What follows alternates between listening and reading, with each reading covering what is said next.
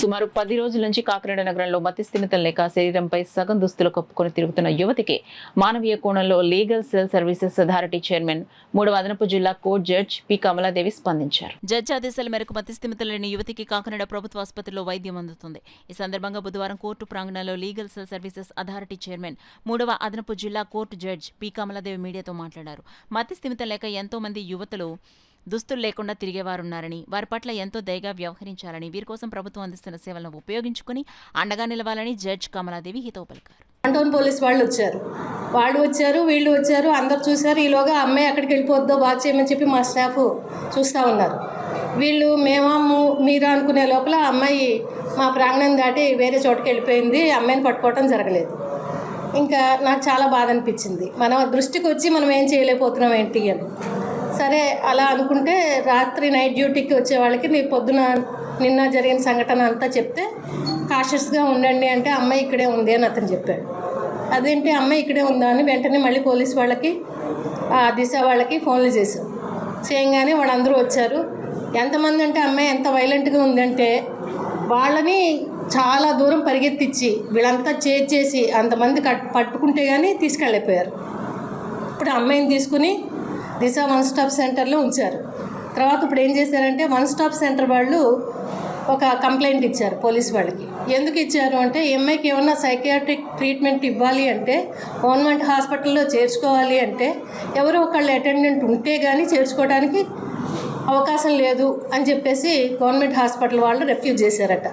So దానివల్ల మేమేం చేసామంటే ఈ దిశ వాళ్ళు కంప్లైంట్ ఇచ్చేలాగా చేసి ఆ కంప్లైంట్తో పోలీస్ వాళ్ళు ఎఫ్ఐఆర్ కట్టాక కన్సర్న్ మ్యాజిస్ట్రేట్ దగ్గర వాళ్ళు ఒక రిక్విజిషన్ ఇస్తారనమాట, రిసెప్షన్ ఆర్డర్ అని.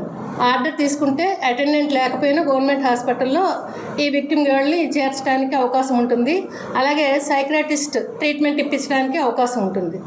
సో ఈ అమ్మాయిని అలాగా పంపించి అమ్మాయిని రెస్క్యూ చేయాలని, ఇంకా నెక్స్ట్ ఏంటంటే అమ్మాయి వివరాలు ఏంటి, అమ్మాయి ఎవరు, ఎందుకు వచ్చింది, ఎలా చేసింది, ఆ వివరాలు కూడా కనుక్కోమంటే కొంతవరకు సేకరించారు. ఆ అమ్మాయి కాకినాడలోనే చాలా రెప్యూటెడ్ ఫ్యామిలీ, డాక్టర్స్ ఫ్యామిలీ నుంచి వచ్చిందట.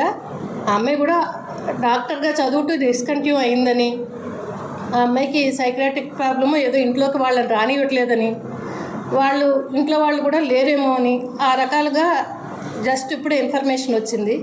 సో అమ్మాయికి ముందు ట్రీట్మెంట్ చేస్తే అమ్మాయి వివరాలన్నీ కనుక్కొని వాళ్ళకి అప్పగించడానికి మాకు అవకాశం ఉంటుంది అనేది. ఇవన్నీ ఎందుకు చెప్తున్నా అంటే ప్రతి మనిషి చాలామంది రోడ్డు మీద బోల్డ్ మంది ఇలాగా సగం అర్ధనగ్నంగా కానీ పిచ్చిగా కానీ ఇంకో రకంగా కానీ అందరం చూస్తాం.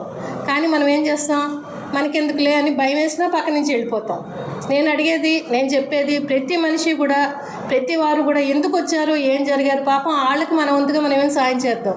మన వంతుగా మనం ఎవరికి చెప్తే వాళ్ళు రెస్క్యూ అవుతారు అని ఒక్కసారి ఆలోచించి ఆ నిరాదరణకు కానీ అలాగ పిచ్చి పట్టడానికి కానీ ఎవరైతే ఉన్నారో వాళ్ళందరినీ కూడా కన్సర్న్ వాళ్ళకి అప్పగిస్తే ఇలాగ రెస్క్యూ హోమ్స్ ఉన్నాయని కానీ సైకియాట్రిక్ వాళ్ళు కానీ ఉన్నారని ఇలాగ మనకి ప్రతి వాళ్ళని ఇలా అందజెప్తారని, ఇన్ని స్కీములు ఉన్నాయి, ఇంత గవర్నమెంట్ ఖర్చు పెడుతుంది, అవన్నీ కూడా మనం వినియోగించుకుని ప్రతి మనిషిని మనతో స్టేటస్లో సమానంగా ఉండేలాగా చేయాలన్న కోరికతోటే ఈ సందేశాన్ని అందరికీ చెప్పాలనుకుంటున్నారు. అందరూ కూడా ఒకసారి ఆలోచించి ప్రతి వారికి చేయుతూ ఇవ్వండి. ఎవరు మనకి కనపడినా వాళ్ళకి మనం ఏం చేయగలము అనేది ఒక్కసారి ఆలోచించండి, మానవత్వంతో ప్రవర్తించండి. ఇదే నా కోరిక.